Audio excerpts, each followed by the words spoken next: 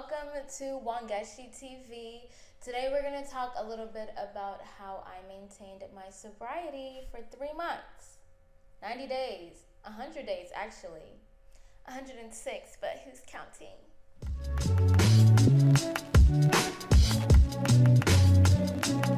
Yeah.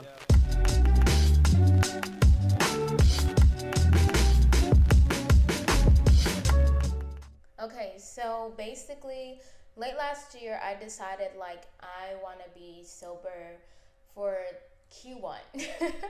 I was just like, I need some sobriety. My friends were having events every weekend, and my body was just tired of not only just tired of being outside and being social, but it was tired of the drinking and the unhealthy habits that come along with that. Like, I enjoyed the friendship and the quality time, but there is such a culture of drinking when you're out and about, and when I'm out and about and partying with my friends, that it was just like becoming too much. It's like, if I'm seeing my friends, which I want to and I enjoy it, I'm drinking, and I was like, I can't keep doing this.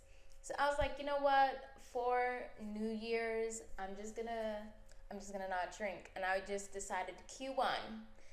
I don't know where I got this from. I was like, I don't feel like January is enough of a break from it. Everybody's already inside. I need like a proper. I almost was about to say, hit me up in the summer if you want me to be outside with you. But I was like, let's tone it back, Wangeshi. Let's tone it back. Let's try to be moderate with it. So I was like, I need a sober Q1 in January through March, all of March. I just need to not be outside. That didn't happen. But what did happen is that I did stop drinking. Like, in January, a lot of people do have their own goals. A lot of people are tired from all those social activities and the holidays. So it's just easier to like be inside and like not do social activities and thus not get into drinking. So that was pretty easy. I think my friends and I did have a wine night in January, and that was probably the first time that I was like, okay, this might be a little difficult for me. Honestly, the beginning was the hardest just because like they were pouring their own drinks and their own shots, and I was just there with like, I don't know, juice or ginger beer or something, like cheers. But I found what helped me was bringing my own alcohol-free drinks, my own alcohol-free substitutes. Like, I love ginger beer, so that was cool, but I also wanted like the feel of drinking with them. So I looked into like alcohol-free options. Y'all know that there's alcohol-free tequila, alcohol-free vodka, I'm sure alcohol-free rum, um, Fireball, Everclear, alcohol-free everything, alcohol-free gin. I'm sure they're all out there. But I was like, I'll stick with the wine for now. So I started buying my own wine. My boyfriend put me onto this very, very good wine, Stella Rosa. Stella Rosa, I don't know what she's called. But they have like an alcohol-free option, and it's like, they have like a red version, a black, and the pink version. The red, no. I don't want to be tasting bitter red wine if it doesn't at least get me drunk. But the red and the black, the pink and the black are really good. Really good. Once I started getting into those substitutes, I was like, babes, I don't need nothing else. Let me tell you. I came home from work one day and I poured myself a glass of alcohol-free champagne. And I was like, oh, and I poured it into a wine glass. And I just sat back and relaxed. And I was like, I don't need the alcohol.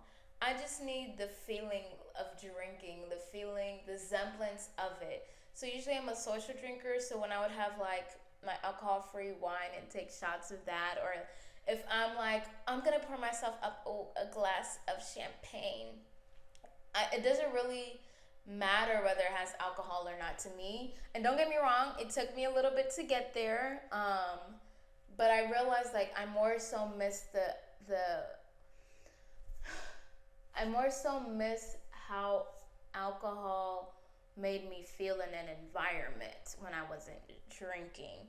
Like, I think I missed like the cheersing with my friends, and like the like dancing with a glass in your hand kind of thing, more so than the actual alcohol. Like, of course, people we enjoy getting buzzed, tipsy, or whatever. But a lot of alcohol's appeal is just like you holding the glass with your people. At least it was for me. I noticed over time, though. Don't get me wrong. It's okay if you're like, no, I miss getting drunk. Thank you. Thank you, though, Wangeshi. It does take time. And in the beginning, it was definitely hard.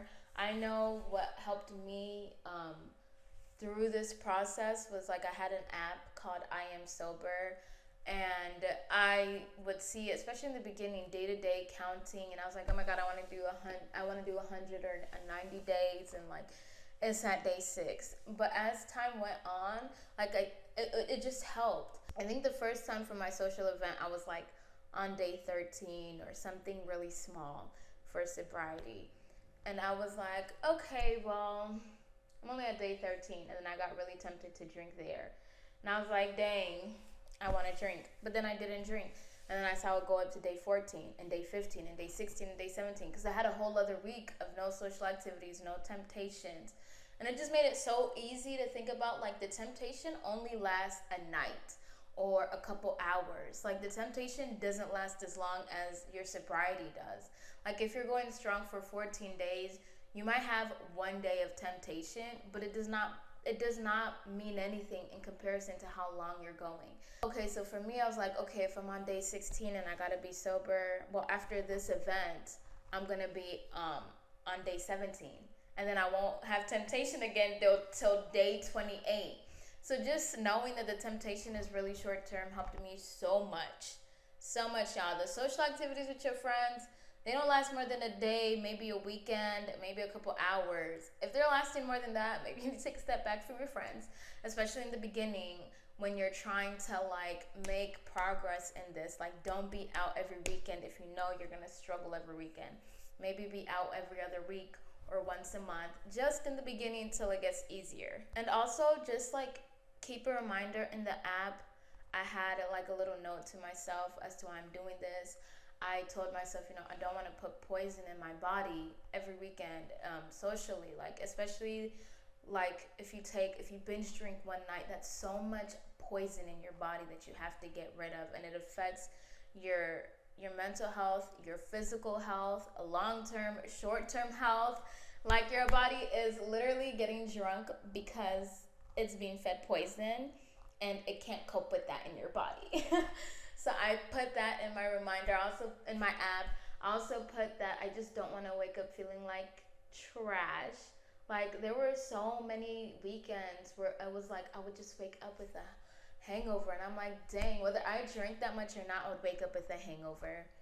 It seemed like, and it's not worth it. And the more you drink, like, the higher your tolerance gets, so the more you need to drink to get drunk, which makes you more susceptible to hangovers. So it's like, okay, let me take a step back and at least like lower my tolerance a little bit, so I'm not drinking as much to get drunk, so I won't be hungover tomorrow. And then also just with my like temperament, I feel like I got like more easily irritated or like overwhelmed when I would drink. Like, there was one day I had the longest day and I got picked up from the airport, and I was just like out and about with my friends from the moment I got picked up at like 10 a.m. or something till like 7 p.m. And I was so exhausted because I woke up at like 3 a.m. for my flight. It was just a long day.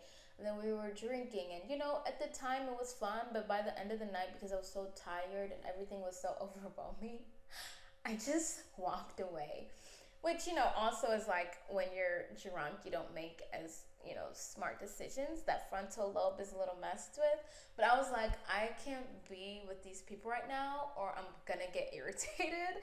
And I don't want like to go off on them because I'm feeling irritated because I'm overwhelmed. Like, it's just sensory overload for me right now. So I just walked away. And my friends were blowing up my phone. They were like, Wangeshi, where are you? It's nighttime. Why are you walking away from us? And I'm like, please, like, y'all are getting on my nerves. Like, I'm walking away because I don't want y'all to get on my nerves. It was not a smart decision. But, it's just like how I could cope with feeling overwhelmed at the time. And I know that if I was sober, I wouldn't have done something like that. I would have like gone to somebody's car. I would have called my sister and walked, across the street. Not like my old apartment is nearby. I was literally like, my old apartment is nearby. I know the space, I know the area. It's my space, it's my area. Let me just go take a little walk. No, I would have gone across the street, talked to my sister, felt better. But the inebriation, she messes with your mind, and you're like, yeah, walking away from my friends is a great idea. So I said easily irritated and overwhelmed, but really, I make bad decisions easier when I'm drunk. So that's another benefit of not drinking. Let's get into more of these benefits actually.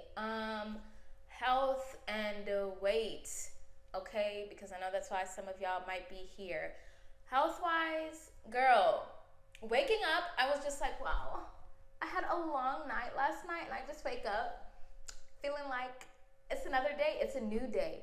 I don't know if it was just because I got so used to waking up hungover, especially on Sundays, or like I knew that if I had drank the night before, I would probably ended up super tired, probably trying to see if a headache is forming. But when I woke up, especially that first time that I resisted drinking, and I woke up, I set an alarm, and I woke up and I was just feeling refreshed, and like I was okay. I was like, I need to do this every time. I just need to do this every time, like to just wake up feeling refreshed. As if I don't do that most days, but it just hits different when you know you could have drank. It just hits different when you know you could have drank, but you didn't. And like you're rewarded for it. Like you wake up feeling regular for it. And regular has never felt so good when you've resisted alcohol. Like I want to wake up feeling regular every time, every day.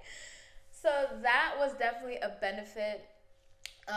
My face clear. Well, I've been doing makeup more often, and I haven't been cleaning the brushes, but for the most part, she's been clear. I will say overall, I do have clear skin, so I don't know if I'm the best barometer for that, but I do feel like my face was more clear. My face was definitely less bloated, especially the chin area. And my body, she's looking a little bit more defined, more toned. Now, for my body, I feel like I never weighed myself during the January through April that I did this. So I can't say, how much weight I dropped or anything like that. But I definitely did see it, especially in my stomach, because that's where most of us girls are paying attention to, where she was starting to look defined again. I was like, dang, I have not been working out the way that I want to and should be, but my stomach is looking more defined. And it's like, okay, I've kind of been eating healthier, but I know that the biggest change was not drinking. And it took a little while for that. Like it was maybe 6-week mark that I started to notice the difference. Definitely by 2.5 months, I was like, okay, let's see a little definition of the ab area. Yeah, so that's like a nice little added benefit to it. My face just felt also, I don't know how to say more supple. No, that's not the word. Supple is not the word. My face felt like more youthful. Like, I don't know if that makes sense. Like, I felt like I looked less like tired. Yeah, I think that's the best way to describe it. I just noticed a difference in my face. I hoped this kind of helped. I have to, say, I should have said this in the beginning, but I did not have like an alcohol addiction problem. Like I said, mine was just like always being out and about and socially drinking.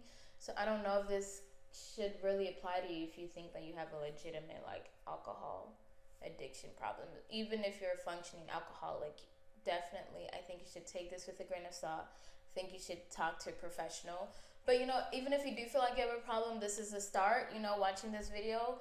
But I know for me, myself, my issue was just like, I was tired of the constant social drinking. Like, I was like, there's gotta be a break to this. And I did not cut off my social life at all for it. I was still out and about, and there was a couple times, I'd be out with my friends and I'd be like, I could use a drink. But I didn't. I took juice, I took water, I danced, I got distracted. And by the end of the night, I was like, I didn't need a drink. And definitely the next morning, I was like, I'm so glad I didn't have a drink. So yeah, y'all, buy yourself some Stella Rosa, Rose, Chardonnay. Buy yourself some Walmart has a lot of good alcohol-free options. You know, I learned the term, what do they call it? NAB, a non-alcoholic bev. So yeah, I was offering all the NA bevs for the spots. I was a real big NA bev girl. My punk rock roommate, my punk rock neighbor is pulling in, so sorry if you can hear their music. They were jamming. But that's all. I always get distracted at the end of my videos. But yeah, go get yourself some NA Bevs from Walmart. Go get yourself some ginger beer, okay? If this is your first day, just know after the first 2-3 weeks, it flies by, babes. You can do it. It really doesn't take way too much. Summer is coming up too. We got like, what, 3 months to summer? Now's the perfect time to be like, you know what, I'm gonna take a little pause from the drinking. Let me get my mind right, my body right, my spirit right, and let it be free from other spirits. In the name of Jesus, hallelujah. Thank you for watching. Bye.